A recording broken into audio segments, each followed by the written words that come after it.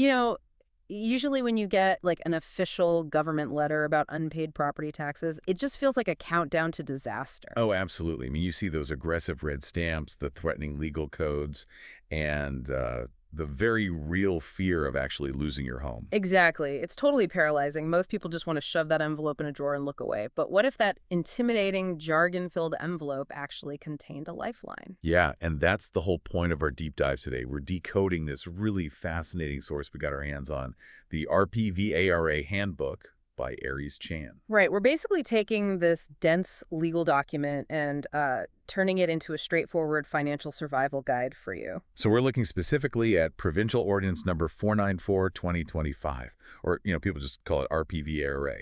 At its core, this is a legislative framework designed to completely wipe out property tax penalties and interest. Okay, wait, let's unpack this. Wiping out penalties entirely. Because, I mean, when I read a government default notice, it really doesn't sound like a bailout. It sounds like a direct threat. And that is exactly where institutional trust just totally breaks down.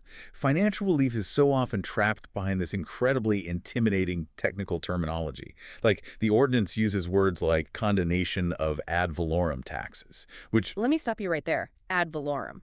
I mean, that just means a tax based on the assessed value of the property, right? It's like this heavy vault door where the relief is inside, but the public is completely locked out because they don't have the combination. spot on. Ad valorem literally just translates to according to value. And condonation, well, that just means forgiveness. But those words don't help you, they just scare you away. Exactly. And the author of our source points out that the law only becomes a service when citizens actually understand what to do. So they introduced this brilliant concept called the digestibility pivot. Which is basically just translating legalese into plain English. Yeah. Instead of citing condonation, the pivot explains it simply. You're paying only your original base tax, and the late fees are entirely removed. Right. But to turn this plain language translation into actual relief, we really have to look at the specific dates the law dictates. Like, who actually gets to use this? If I just missed a tax payment last month, can I get my late fees waived? No, unfortunately you can't. The timeline here is really strict. So your unpaid taxes actually have to date back prior to July 5, 2024. Okay, got it. Prior to July 2024. Right. If they do, you are eligible. But you also have a hard, unyielding deadline of July 5, 2026 to file your application. Wow, okay, so missed that 2026 date, and the opportunity to waive all that compounded interest is just permanently lost. Exactly. It's a specific window for specific older debts. But what if someone's property is, already in deep legal trouble? Like the government has already taken action. Well, there are clear exclusions. Like if your property is already involved in an active court case, or maybe it's already been sold at a public auction, you generally won't qualify. The government has already pulled the trigger on those. Okay, so if you are eligible and that 2026 clock is ticking, how do you actually secure the property before it does go to auction? Like, what is the very first step you take? So you use what the handbook calls the 30% protection rule. Basically, you pay an entry fee of 30% of your total unpaid base tax immediately. Just 30%. And that does what exactly? The second you pay that, you actively shield the property from the public auction list. I have to ask, why 30% though? Why would the province accept just a fraction of the base tax just to stop an auction in its tracks? Because, honestly, the government fundamentally wants cash flow.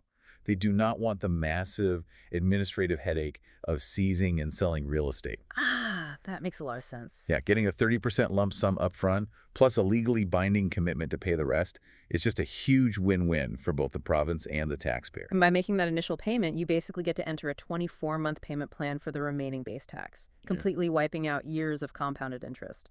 It's essentially like a financial tourniquet. You apply that 30% payment to stop the immediate bleeding, meaning you stop the auction, and then you buy yourself 24 months to heal the rest of the debt. That is a perfect way to look at it. And what's truly fascinating here is how this applies to legacy preservation. Think about the estates of deceased relatives. Oh, right. Yeah. Say there are years of unpaid taxes on a grandparent's land.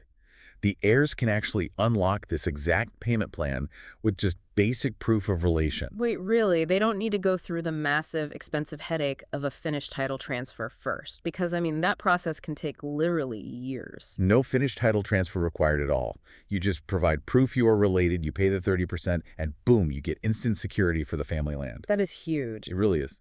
The law is giving families breathing room to sort out the estate without the immediate threat of losing it. So completing this 24-month plan offers a total financial reset. You are left with a clean record and absolutely no outstanding debt to the province. Exactly. And I think looking at the bigger picture, it just proves that when we strip away the intimidating language and understand why these rules exist, the law can act as a partner in your daily life rather than an adversary. It really makes you wonder, though. I mean, if this single ordinance can save family lands simply by being translated into plain English, how many other life-changing government benefits are currently hiding in plain sight, just waiting for someone to decode the fine print for you?